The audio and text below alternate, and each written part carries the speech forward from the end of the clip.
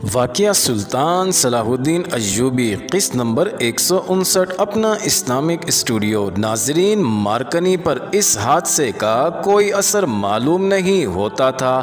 اس نے بوڑھے کو اپنے ساتھ کھانا کھلایا۔ اسماعیل نے بوڑھے کو ایک چادر دی جو اس نے اپنے اوپر ڈال لی۔ قدومی پر خاموشی طاری تھی۔ وہ ان عورتوں کو بھی دیکھ چکی تھی جنہیں مارکنی نے یرغمال بنا کے رکھا ہوا تھا۔ وہ اب کسی اور جگہ تھی۔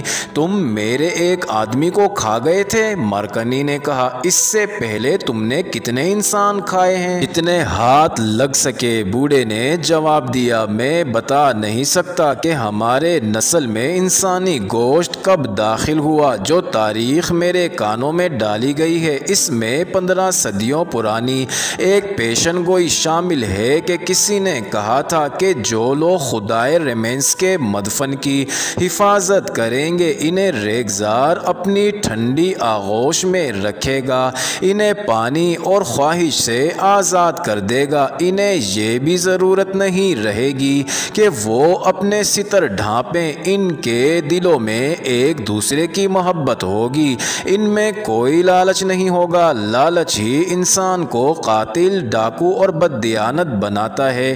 وہ کبھی دولت کا لالچ کرتا ہے اور کبھی عورت کا۔ اس کا دین نہیں رہتا۔ لالچ فساد کی جڑ ہے۔ ہمیں اس لعنت سے آزاد کر دیا گیا تھا اور کہا گیا تھا کہ ایک وقت آئے گا کہ ریمنس کے محافظ انسان کا گوشت کھائیں گے، یہاں سے باہر جائیں گے، انسان کا شکار کھیلیں گے اور کوئی جانور ملے تو اسے بھی کھائیں گے، اگر نہیں کھائیں گے تو ان کی نسل ختم ہو جائے گی۔ کیا تم آج بھی فرعونوں کو خدا سمجھتے ہو؟ قدومی نے بوڑھے سے پوچھا۔ انسان بڑی کمزور چیز ہے، اپنے خدا بدلتا رہتا ہے، بوڑھے نے کہا، اور کبھی انسان خود ہی خدا بن جاتا ہے۔ اس وقت تم لوگ میرے خدا ہو کیونکہ میری جان اور میری بچیوں کی عزت جو تمہاری قید میں ہے تمہارے ہاتھ میں ہے۔ میں نے تم پر یہ راز تمہیں خدا سمجھ کر فاش کر دیا ہے کیونکہ میں مرنے سے ڈرتا ہوں اور اپنی بچیوں کو بے آبرو کرنے سے ڈرتا ہوں۔ فرعون نے بھی تمہاری طرح اپنے وقت کی مخلوق کی گردن پر بھوک اور بیگار کی چھری رکھ کر کہا تھا کہ میں خدا ہوں۔ انسان نے مجبور ہو کر کہا، ہاں تم ہی خدا ہو۔ بھوک اور مفلسی انسان کو حقیقت سے بہت دور لے جا کر پھینک دیتی ہے۔ اس کے اندر کا انسان مر جاتا ہے جسے حقیقی خدا نے اشرف المخلوقات کہا تھا۔ اس کا صرف جسم رہ جاتا ہے۔ جسے پیٹ کی آگ جلاتی ہے تو وہ اس انسان کے آگے سجدے کرنے لگتا ہے جو اس کے پیٹ کی آگ ٹھنڈی کرتا ہے۔ انسان کی اسی کمزوری نے بادشاہ پیدا کیے، ڈاکو اور راہزن پیدا کیے، انسان کو حاکم اور محکوم، ظالم اور مظلوم بنایا۔ لوگ کہتے ہیں کہ انسان کو بھوک نے بدی سے آشنا کیا، یہ غلط ہے۔ انسان کو بدکار زر و جواہرات نے بنایا ہے۔ تم کون ہو؟ کیا ہو؟ اس نے قدومی سے پوچھا۔ ان میں سے کس کی بیوی ہو؟ ان میں سے کسے اپنا آدمی کہہ سکتی ہو؟ بوڑھے کو معلوم ہو چکا تھا کہ قدومی قاہرہ کی رقاصہ ہے۔ قدومی اس کے سوال سے پریشان ہو گئی۔ وہ پہلے پریشان تھی، بوڑھے کے سوال نے اس کا پسینہ نکال دیا۔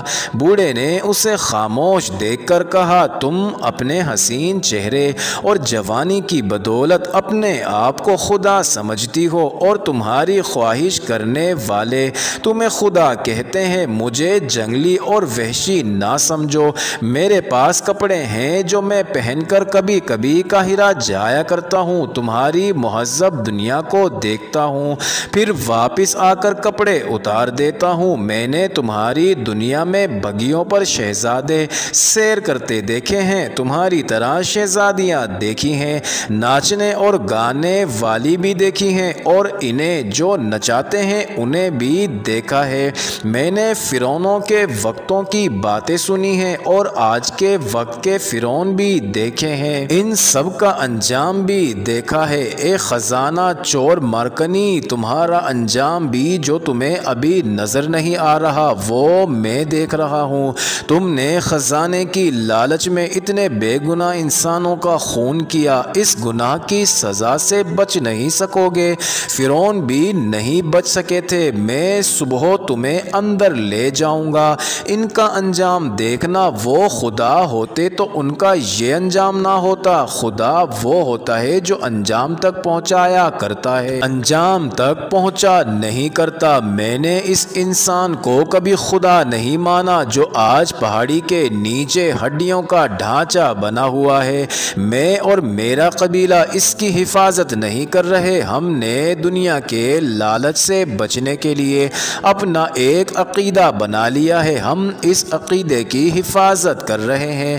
بوڑھا ٹھہری ٹھہری آواز میں بولتا جا رہا تھا۔ قدومی اسے دیکھ رہی تھی اور بوڑھے کی باتوں میں اسے اپنا انجام نظر آ رہا تھا۔ مارکنی کے ہونٹوں پر طنزیہ سی مسکراہٹ تھی۔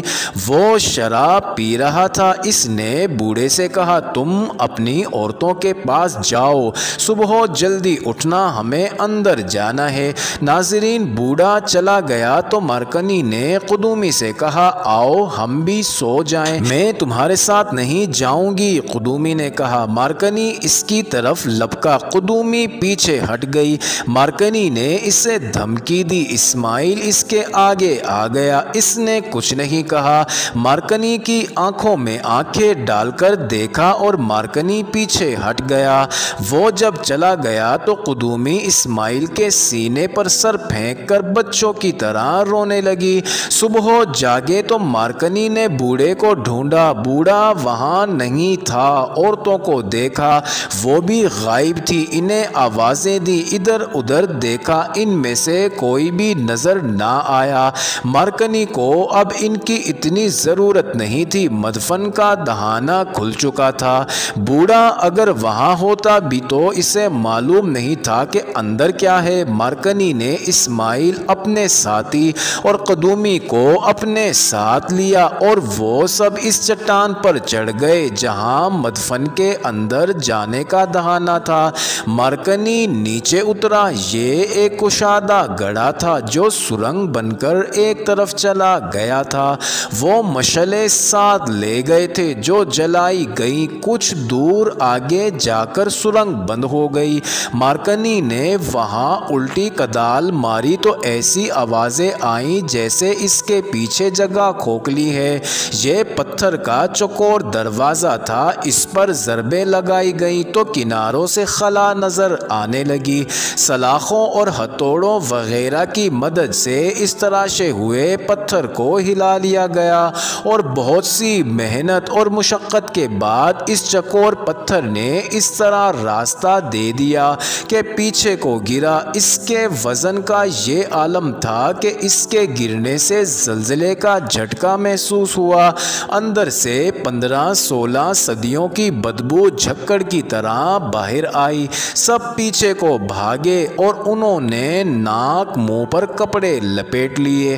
ذرا دیر بعد مشعلوں کے ساتھ اندر گئے۔ چند قدم آگے سیڑھیاں نیچے جاتی تھیں۔ معزز ناظرین، انٹرسٹنگ ویڈیو جاری ہے۔ اگلی ویڈیو قسط نمبر 160 میں دیکھنا مت بھولیے گا۔